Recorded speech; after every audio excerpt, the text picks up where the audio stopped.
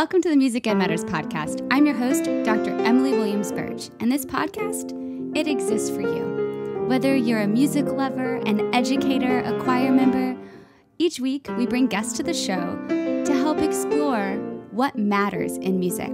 I'm so glad that you're here. Welcome to the show. Hello, and welcome to the Music Ed Matters podcast. I'm your host, Dr. Emily Williams Birch, and this episode is the first in our Chronicles of a First-Year Teacher. You're about to meet my friend, Kyle Feather, and he talks to us at 5 o'clock in the evening after his very first day on the job.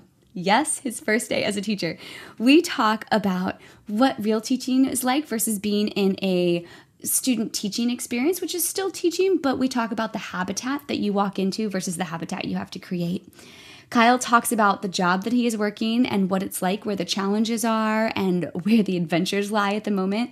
He shares all of his strategies for the fall and then his initial thoughts on what he's successful with and what his challenges are going to be. This is such a cool documented piece of the puzzle because a lot of my methods students are always asking, what is it like when you're actually teaching?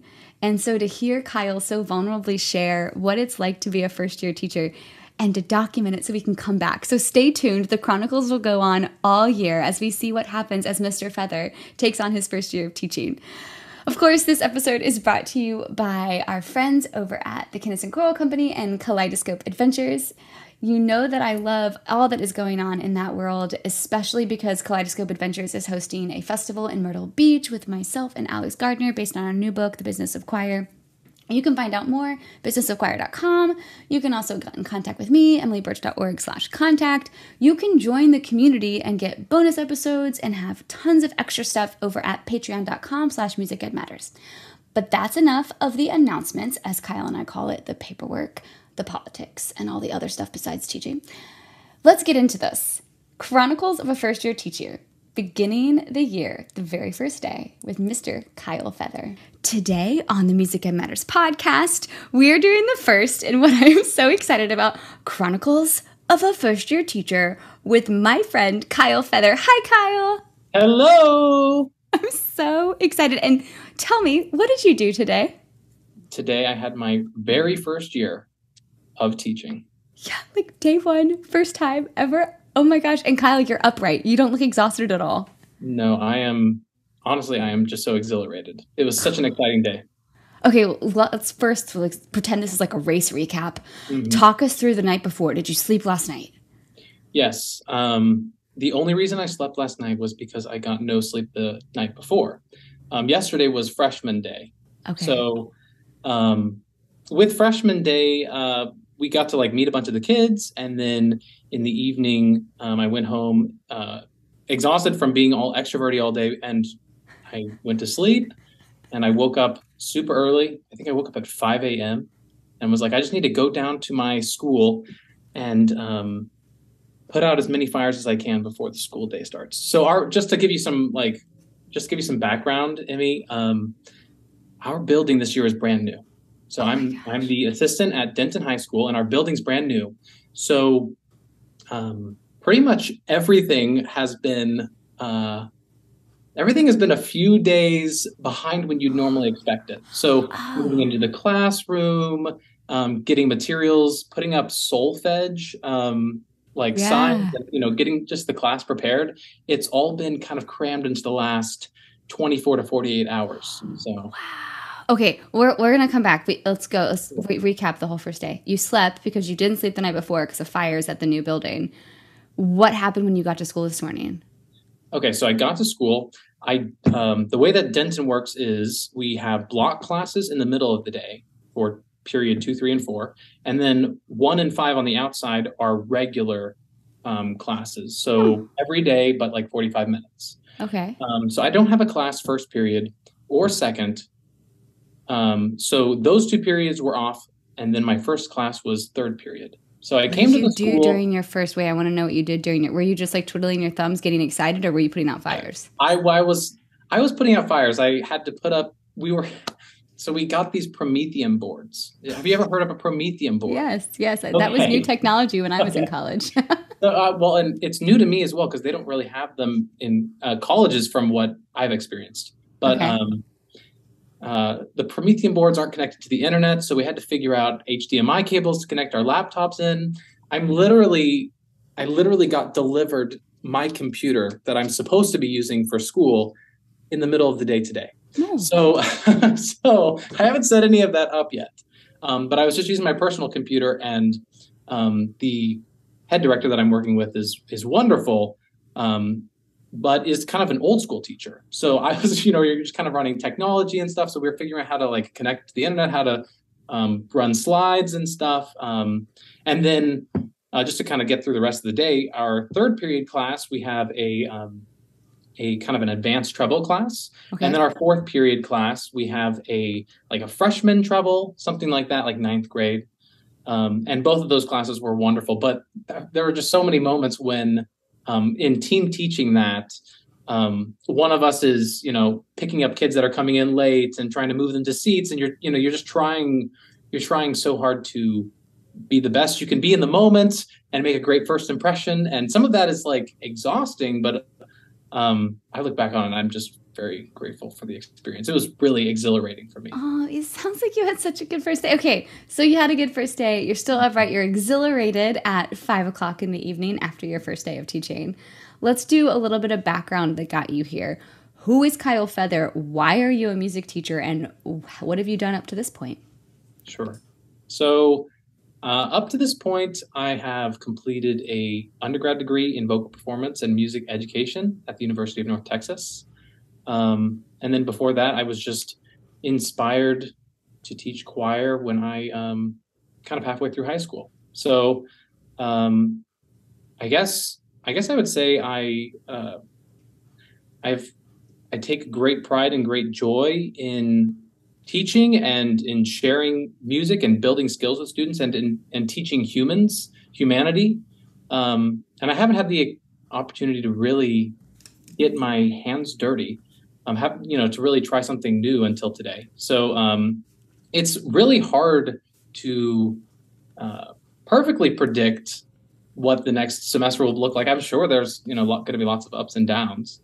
We're going to dive into that in a second. But yeah, we'll dig into it.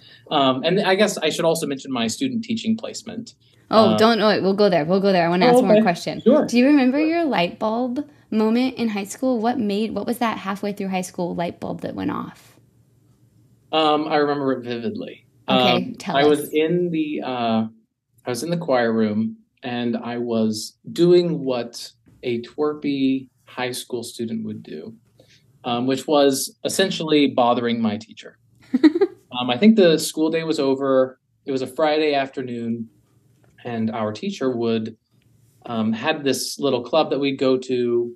It wasn't really a club, but basically we would just stay and pester him. So he nicknamed it a little club, and me and a couple of my friends would stay after.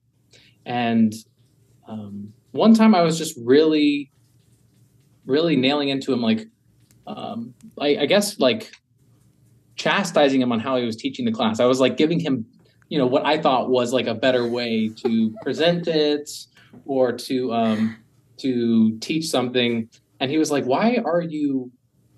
he finally confronted me and he was like, why are you like, why do you have all this advice that you want to give me? What's going on? What do you have to say?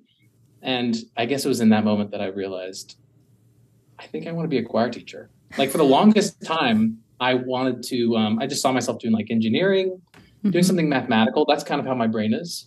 But in that moment, it just kind of hit me like a ton of bricks. Like this is what I want to do. You were so interested in the process in which he was going through to teach that you decided that would be a good fit for you. Yeah. And I don't think I've told anyone this, but when I said it at the time, I almost said it was almost a lie in my mind. Like I almost didn't believe it myself because I literally, it was so fresh. Like it was such a quick realization. I had not thought about it until that moment. So it literally felt when I said it, I was like, is this really me? Like that was seriously, it's a moment that I look back on. I'm just blown away that I don't know how to explain it. Yeah, it was just like moment. you had the light bulb and you said it, and then you couldn't believe it was actually like, oh my gosh, I just found my thing. Yeah. Okay, so you go through college and you do the performance and the ed track at North Texas, which is awesome. Tell us now about your student teaching experience. Yes. So student teaching was still on the tail end of COVID. So there's a lot of like you're picking up the pieces and like making the most. And I was just very, very privileged to work with extremely gifted teachers. My high school placement, I got to work with Kelly Pfaffenberger and Ruth Atkinson, both at Creekview High School. And they're kind of like the 1-2 punch because Kelly has been teaching for, probably longer than I've been alive. Like she just really has a lot of skin in the game. And her father was a choir teacher, and she just knows the answer to any question you might ask. And Ruth is a relatively new teacher. I think this year might be her 4th or maybe her 5th, but it was her first year at Creekview when I student taught. So being able to get a lot of to have like great ideas and great methods and strategies for learning was helpful for me. And then also having Ruth to kind of go, well, I understand that this is like brand new. I understand that this is like, diving into the deep end, certainly on a lot of things, and being in front of classes for the very first time. Mm-hmm. It's exciting, but you just want so badly to be the best you can be for those kids. You want to do the best that you can for them. So for me, I had a tendency to kind of shut down sometimes. Really? Why? Yeah. Well, I just want everything to be perfect. I'm a perfectionist. Mm-hmm. I'm not a standardized tester. I'm just not the type of person that is able to let things go when there are cracks and crevices in the plan, and when things are, when you're flying by the seat of your pants. Mm-hmm. And student teaching for me was a lot of just understanding that is part of the joy that you have to find in this profession. Say that again for the people in the back. The cracks in the holes. That's so good. Well, I think that there are sometimes we just get lost in little cracks and holes in trying to have everything be perfect, when what we really need to do is look within ourselves and try our best to improvise in the moment and make the moment special and make the connections and opportunities you have with people special, rather than trying to be perfect. I love this. So you really had such a great student. I mean, everyone learns so much student teaching, but it's so cool because it seems like you got not just the methods and the strategies and the ideas, but also the connections of how you connect with them as a first-time teacher with your mm-hmm. second teacher. And then you were able to, it sounds like, overcome a lot of personal growth too in that process. So it wasn't just musical growth and educational growth. No, yeah. There is so much of teaching that is, and we'll talk about it, but there's so much of teaching that is not about teaching, if that makes sense. It's not directly about the content area. It's about how you fill in the world around teaching, how you build the culture, how you team build, how you stand up when you make mistakes, because your students will take whatever you do to heart. Mm-hmm. So yeah, in a way, student teaching was a lot of personal growth. And there were some times when I questioned myself early on. I was like, am I doing the right thing? But time and time again, I would come back after those really hard days where I felt like I had made those mistakes. And in talking to Kelly and Ruth, and realizing that in realizing that a plan is just a plan, mm-hmm. And at the end of the day, you just have to be there for those kids every day. The plan has to be to take care of those kids wherever they are. Sometimes they come in and they're in a great place. Sometimes what they need is not music. So mm-hmm. I love that you're saying this in your first day. Like that flexibility, I can tell you've already let go of some of the perfectionism. Mm. Well, we had a couple, a lot of students are coming in late to the building. There was a student that was just having a really challenging time. So I just think being able to get out of my head and to just try and care about the people that are in front of me helped me a lot today. Because, for all these students as well, it's a new building for them too. So just because I may be overwhelmed in the back of my head doesn't mean that I should not take care of the people in front of me. I'm writing down an awful lot of quotes, my friend. I really can't wait for my students to listen to this. Just because I may be overwhelmed, and I'll get the rest of that later. That was so good. Hey, this is the next question that goes perfectly from there. So you had all this growth, and I think just so you know, Kyle, it's really special to hear you making these changes and being aware of what you're doing. It's more than just the teaching. It's all the world around it, like you just said. Now, some students are so busy still crafting the educational sequencing and those pieces that they don't have time to pause. And these epiphanies that you had while student teaching are the epiphanies that we don't see till 3 to 5 years in when teachers have to navigate burnout. So what a great experience to have and to share so that other student teachers coming up can know, okay, some of this journey might not just be musical and educational. It might be personal. And that's so vulnerable of you to share. And I'm so thankful that you shared that. Thank you so much. Absolutely. So student teaching experience versus real life. You've given us some things that you pulled away, but in your first day, is it everything you expected it to be based on student teaching? Was it a real life helpful thing, or was it totally different than you expected? I think the greatest surprise that I felt today was a true sense of immersion, a true sense of responsibility. I really do feel like, and that's just the reality of student teaching, when you're the third person in the room and you weren't there in the spring or you weren't there in the fall, whatever it may be, it's your job to suck up as much as you can. It's your job to be a sponge. But I think something that I experienced in student teaching in wanting to teach, I just felt frustrated because I was not a teacher sometimes.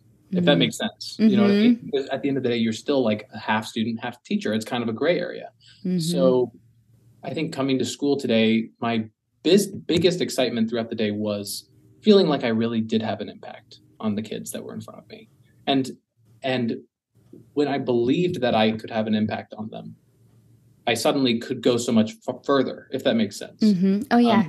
So much sense. But in terms of like behind the scenes, like from student teaching to teaching, the biggest thing that I will talk about is organization. So like, now don't get me wrong. I am a very like ADHD brain. Like I'm constantly kind of popping back and forth, ping-ponging between ideas. But I did not think that I would get tired of jumping back and forth on topics. So for instance, I receive maybe like 30 or 40 emails a day, and half of them I can delete immediately. And then like, 1/3 is something that takes like, it's like a quick response. And then there's like 1/6 of them.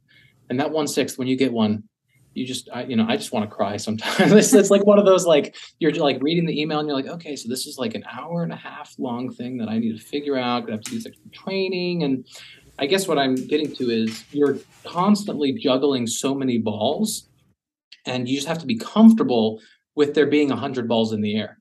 And then you also have to, there's actually a culture of accepting within the teacher community that there are occasional balls that fall. Oh no, I missed this training. Oh no, this. So it truly is flying by the seat of your pants, which is so like it is so funny to for that to be what I experience when I come into the office, for me to go, okay, well, I have these 8 different things that I need to complete. Otherwise, the classroom's going to be on fire tomorrow. And then while class is going on, you're just trying to manifest the most relaxed, easy atmosphere, because the students at the end of the day are uneasy. There's all this transition going on. So I just think that that is something that has been very different, because at my student teaching placement, both my elementary and my high school placement, everything is smooth sailing. Everything is nice and easy. And I just feel like I'm coming into like a habitat and they already have the trees over here and the garden is nice and watered. And when I came into my room, it was like a desert. I was like, okay, well, we're going to need a forklift to put up the solfege hand signs. So I was literally on one of those gigantic, I don't even know what they're called. Forklift, like the little things, like human lifters. I don't know what it is. Like human lifters. I was on one of those, putting the hand signs up. Oh my God, that's so cool. Better than like a massive ladder. Well, the massive ladder is not tall enough. So because the ceilings are, the vaulted ceilings or something. So yeah, for good acoustics. Uh-huh. Oh my gosh, that is okay. I love that you're sharing about the organization and I tell my students it's the 3 Ps that there's no way to prepare for the 3 Ps before you're actually the only teacher in the room. The parents, the politics, and the paperwork. And that's a big part of it. You have to learn how to do that while also the final one, the preparation for teaching. So can we talk about that? When did you decide what you were going to teach today? How much of that was you and the other teacher? And can you explain to us who are not from Texas, why are there schools with so many teachers in them? That is a great question. And frankly, I'm not from Texas, so I'm just kind of mystified by this process myself. I think it's really great, though. So since I'm the assistant, I work with the head. And the head's actually out on maternity leave. But the substitute that is working with us, she's actually the school accompanist, so she's familiar with what's going on.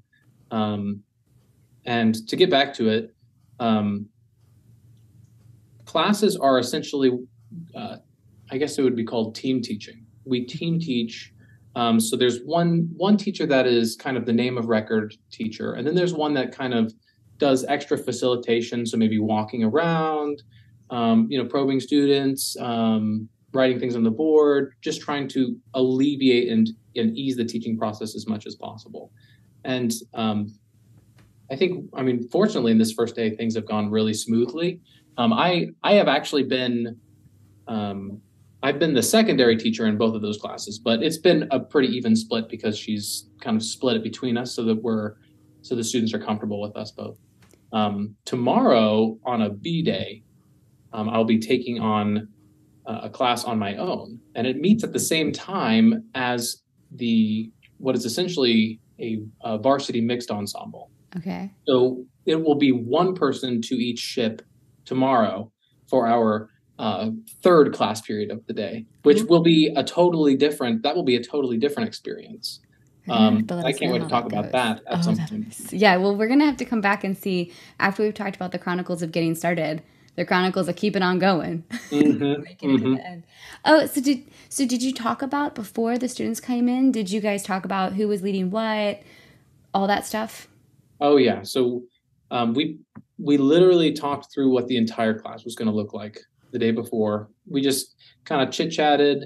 And the old school teacher I'm working with, her name is Patty Freeman. She is just incredible. She was the assistant at Denton High School. Oh yeah, you have to. That would be so fun. Just a loving soul, and just so positive. And we essentially collaborated on, we had lesson plans that we were going to use and present. And then we just talked about who would take what. So, I took some stretching components. She did some lecture-based stuff. We did kind of a mixture on sight reading. I was doing a lot of tech-related stuff because we were figuring out, like I said, those Promethean boards. The way you say it makes me laugh so hard. I know. It makes it seem like it's a big deal. Most of the time, I think it works. I hope. But yes, it's been wild. But yeah, we talk and essentially just talk through a plan ahead of time, and then we kind of try and execute it. Earlier today, we had talked about the plan last night, and then earlier today we started talking through it again, and then realized there are things that we missed. So I think also rehearsing is just a good, just mentally rehearsing is just a good way to try and catch those issues, whether it be tech or, where do we have students put backpacks when they enter the room, rules and routines, a lot of these things. Fortunately, we've had a lot of conversations before the beginning of school, so we've been on the same page. So I understand that in being a new teacher, you just ask a lot of questions. So the more that I can outsource my questions to a wide group of people, I feel like the better I can fit in, if that makes sense. So it makes total sense. Yeah. So I just tried to connect with the director who's on maternity leave. Hey, what exactly do you want? Like, what exactly do you want all those routines to look like? What skills do you want your students to have? And how can I get there? And then communicating with the substitute and also letting go of perfection. I know I already mentioned it, but it doesn't Everyday process. it doesn't go away. Yeah. But Mm-mm. having someone with you, I think really helps because Mm-hmm. when you feel lost, you can lean on each other a bit. And there were some moments today that I was fortunate, and I think she was fortunate as well that we could kind of Yeah, you had each other. play by ear. Yeah. It's so like my first teaching job, I was by myself out in like a wing, totally solo.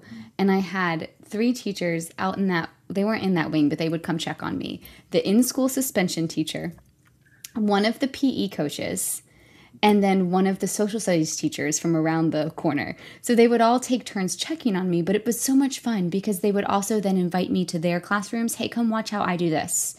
And so it was, I never had anyone else in my classroom, but I was so lucky because I asked for help that these teachers kind of scooped me into their wing. And that was so helpful. And then I moved to a school that was K-8 because that was a middle school where I started. Oh, okay. And I got to team teach with one of those epic, been teaching forever, knows all the tricks. And we team taught. And to this day, it was the most organic and natural team teaching I've ever done. Like we would talk through the lesson on Monday, and by Friday, man, you could have recorded us. It was like clockwork. We just didn't even have to say anything. And there is something so special. I learned so much from him too. But I would have been a different teacher had I not had the first semester where I was at the middle school. I got administratively moved because there was a school in town that had too many kids and not enough teachers. And so they decided that they needed me more at one school. So halfway through the year, right after my concert, my first year, they're like, and here you go, new habitat. So you got moved to the K-8 school? So I started at a Oh, middle sweet. school and then I transitioned to a K-8 school in January, middle of January. Wow. Yeah, it was So, really fun. so your experience with like an elementary and early secondary level, I mean, it must be very similar to mine because, like, if I honestly, that synergy between teachers when you are team teaching is just so important. Not I only for love the that word. students to see, you know what I'm saying? So I'm glad that you'll have communication opened up, and I just try and without being apologetic, without being too apologetic, but while also being honest with myself. I just try and be as vulnerable as I can with the teachers around me and working with Miss Freeman and Miss Candler and trying to connect with, band people and, all people in the fine arts wing. Yeah. It's sometimes you feel like, oh no, I'm like overstepping, but then you also have to reaffirm yourself that you need to reach out to those people because they won't necessarily reach out to you. You know what I'm saying? You're the new person. So Especially having after year questions. 1. No one talked about that, but year 2 was silent. They all think you get it. So you have to continue to be, like you said, vulnerable and ask questions. And don't be afraid, even if you don't have a team like Kyle has or a team like I had in my second school, reaching out to other teachers around just for camaraderie. Mm-hmm. I would also, it's only been one day, but I would also say that I think teachers having a little bit of like teacher mischief actually is important. Like just being human, you know what I mean? Like going to another class and being honest about how the day is going, how the technology is, successful or not successful. I feel like I feel like us as teachers, we spend so much time caring about our students, and we should care about our students. But when they're not in the room, we have to care about each other, because those are the people that you're swimming with. Those are the people you're living with. Oh, that's a great quote too. This is good, Kyle. I'm so excited to tap in. We're going to have to check in once your teacher comes back from maternity leave. Your head teacher comes back. Because when you got the job, did you know she was going to be on maternity leave? Yes, I did. Okay. So this was something you could prepare for mentally. Yes, ma'am. Okay. That makes me feel a little better. And I will say my head director, her name is Caitlin Candler. She is literally a queen. Like she made brownies for the kids. She has, I think her child is 2 or 3 weeks old, and she made brownies. Like she just cares so much about choir. And I just think with all that she's done to stay in the loop while still, but appropriately, but staying in the loop while also taking time for herself, I've been very fortunate and blessed. It's not what it may seem. She's very invested. So. I love that. That's so cool. And it's great to see how that's going to transition, and we'll tap back into that. All right. So we've talked about real life versus student teaching. You've talked about the job, kind of where you are and why there's fires and why there's multiple directors. What are your strategies for the fall? I want to document them now so we can check in on them later. Sure. So when I first came in, as in when I first got the job, over the summer, I was like, okay, I know I'm going to have way too many things to do the first week or 2 or 3. So what I tried to do was, this is kind of crazy, but I tried to make an in-depth plan and basically make a plan for the first full week of school, or first 2 weeks of school.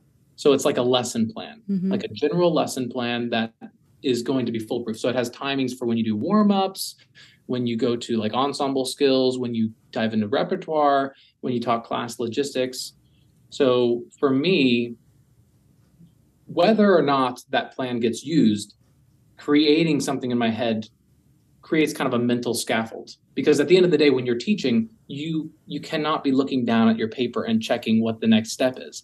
So what you need to do is try and get as much infrastructure in your head. At least what I've found helpful is trying to get as much infrastructure in my head by creating what a plan would look like for the first 2 weeks of school.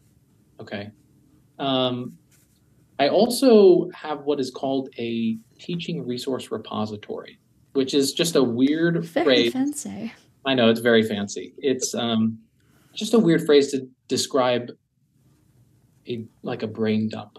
So whenever I was taking a class in college, whenever I was observing a teacher, whenever I was in a classroom in any way and something came up that I was like, oh, that's a good idea, I dumped it into this now 140-page Word document. Oh my gosh. And it has like bell ringers, it has warm-ups, it has ensemble vocalism skill, like it has really good quotes from things that like worked really well. It talks about like gestures, it talks about conducting. Basically, what I'm trying to do is, like right now in my life, I am like a bathtub. The issue is I have a huge drain at the bottom. I gotta write this down. I have to write this down. I know. I'm an analogy guy. Right now, I'm a bathtub with a drain.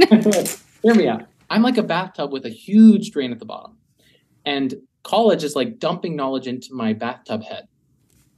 But does that make sense? But not everything is sticking because there's so much water coming in.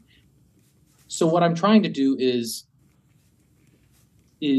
decrease the ability for me to forget what I need to be a good teacher. Does that make sense? It's perfect sense. And to be honest, what I'm loving as you're talking is like these are assignments that I give my methods courses. So one of their final module assignments is create your first week of lesson plans, just so you have something to lean on. Yes, it's going to change. Yes, you've got to be flexible, but something for elementary methods, and something for secondary methods. So no matter what happens, you have a plan. So if you have a brand new building and you don't have any days to do your plan, they have something. That's one of their module projects. And then there's another module project where they have to create conducting gesture resources, teaching strategy resources, warm-up, and engager resources. So they create these brain dumps is exactly what I call them. And they have to submit them at the end of the semester. But I love that you're telling the students that this is not busy work, it's useful. Well, it won't be useful if you don't feel like it's useful. Does that make sense? Like, yes. Sorry, I know that I actually love, okay. Like, I would love to take your classes. Like, hit me up.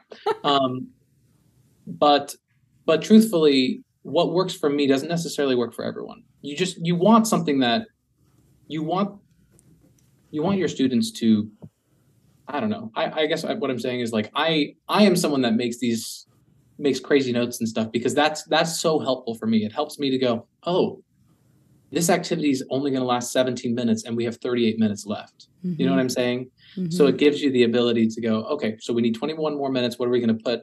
Like it forces you to think through and problem solve. Mm-hmm. I love that. And you have to be authentic to you, just like you said. Yeah. It has to be stuff that you could use, which is why I'm sure your Word document's amazing, but don't share it because it's your notes and your authentic pieces. And, you know, I always tell my students, don't try to teach like me, teach like you. Mm. That's so important. Sounds like you've got that all figured out, though. Well, you know, I don't know. I just have ideas. I feel like I'm going in the right direction, but you try and, I don't know, you try and stay humble. Because there's so much to learn. There's so much to learn still. Mm-hmm. But I do feel like that strategy has helped me a lot. And I think that future teachers would benefit from that as well. But you have to do it for yourself. You have to do what works for you. Mm-hmm. And I'm definitely a planner. So that works for me. That's awesome. But you're a planner who's letting go of perfectionism. I'm just going to keep speaking that into your life because that's so awesome to hear. I think we're all always working on that. Okay, so you have strategies. You know that you're still going to be filling that repository and testing out ideas and trying to slow down the drain hole in your bathtub of life. Yes, plug it. So that sounds like you've had some initial successes. What are some of the either other successes that you're seeing initially or some of the challenges that you think you're going to have to get over as you go through this year? I am certain that I will struggle most with how I respond to students not being in a good place, like being upset or being sad or coming to class with a lot of baggage, if that makes sense. And truthfully, a lot of students have been doing that for a long time, all through my student teaching placements and stuff like that. And it's not that I don't feel like I'm not yelling at them, is what I'm saying. I'm not yelling at them or I'm not upset at them. I just don't feel like I know what to do to fix it. Does that make sense? It's like if your friend was sad or, you know, upset and you couldn't help them feel better. There were classes during student teaching and one of my classes today where there were just some kids that are just kind of having a rough patch for whatever reason, and it's just hard to figure out how to open that shell. You know, and it's so different for every student. Yeah. Do you read any Brene Brown books?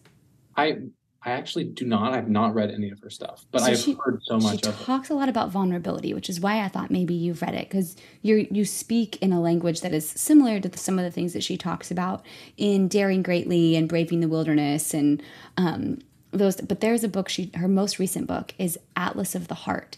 And it's not a read all the way through book. It's more of a reference book. And the Atlas is how do you navigate different emotions? And so it's really kind of a reference book where there's sections, for example, on all the emotions that happen when you feel discouraged. And then it goes through and defines all of these different emotions and all the different ways that people experience it and how to support yourself through it or how to support others through it. It is absolutely, because I struggle with understanding introverted students. And that was my biggest learning curve in my first 5 years. Learning that it's okay to step back and be quiet for that one student, or having those conversations one-on-one. I've had some great introverted students that have held my hand and taught me how to be better for them. And this book has been really helpful in understanding other emotions. Okay. I highly recommend it. I'll have to take a look at that. Last semester I was reading through the Enneagram. That's something that's been very, very popular here in the DFW area, trying to figure out, trying to use the Enneagram. But that, there are so many different strategies. I think there's also a book that Jonathan Haidt just wrote as well. I was listening about that on the Chronicles podcast. Yeah, Chris Munce does a great job talking about Enneagram stuff and explaining how it's helped him as a teacher. It's so cool. And I know you listen to his podcast. I listen to everything I can, I just try and soak up as much as You're a sponge. Well, you're a sponge and a bathtub. Wait, I'm a sponge and a bathtub, yeah. That's awesome. Okay, so we've talked about your successes, your challenges, your strategies. You've told us a little bit about the job. We're all really invested in your adventures this year, and we're so thankful that you're being vulnerable and sharing it. So before we wrap this episode up, I always let the guest tell the listener one thing that really matters. So what is that one thing you want the listener to walk away with today? When you face adversity, whether it's today or in the future, make yourself take another step. Make yourself take a step farther than you think, because that extra step may make the difference between success and failure. Said so beautifully.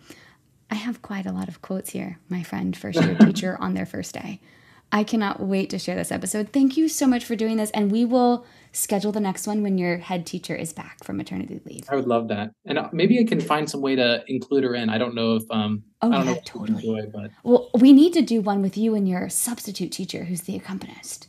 Okay, we will. Let's do that. That would be the next one. You will love Miss Freeman. I'll have to talk to her about it, but yeah, talk to her about it. Listeners, I think we're invested now. Sweet. Emmy, this is such a special thing. Thank you so much for the opportunity, but also it's just it's such a joy to talk with you and listening to your podcast. I literally was listening to like 4 episodes this morning. Like I got here earlier before anyone else. I was like, I need to just relax. What do I need to listen to? Let's listen to some podcasts. And yay! You're just exactly what I feel like I need to be the best I can be. So thank you for being there. I'm so thankful that you listen, and I'm so happy to be like your friend in your ear while you're at school. That's so much fun. Now, don't get me wrong though. This is on the front side. So in a few weeks, when I change my mind and I say, teaching, smeeching, then you'll be able to go, hey, I got you. We got this recorded. This is awesome. Yeah.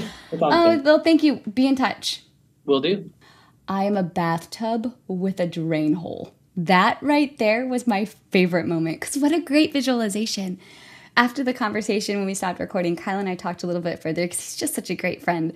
I'll have to share at some point how I met Kyle, but that's another story for another time. It's such a great visualization to realize that when we're in those intensive learning experiences, we're like a bathtub. We are constantly poured into, but it's impossible for all of that to stick. And so I think my biggest takeaway, and what I want my students to walk away from this episode with, is you must find what works for you to preload or scaffold your brain so you can be there for the students, but you can also be an excellent teacher. Plus, remember, it doesn't have to be perfect. It's a process. And in the end, it's about the relationships and the community and the power of music that brings us together, the experiences. I'm so excited that we're getting to experience this first year of teaching with Mr. Feather. So cool. Hey, thank you for listening. This podcast would not be possible without you. So whatever you are doing right now, whether you are in the first weeks of classes or if you've been there for a few weeks or you're listening another time, you, my friend, you matter. We all know that music matters, especially first year teaching in that very first day. And I'll see you next time on the Music Ed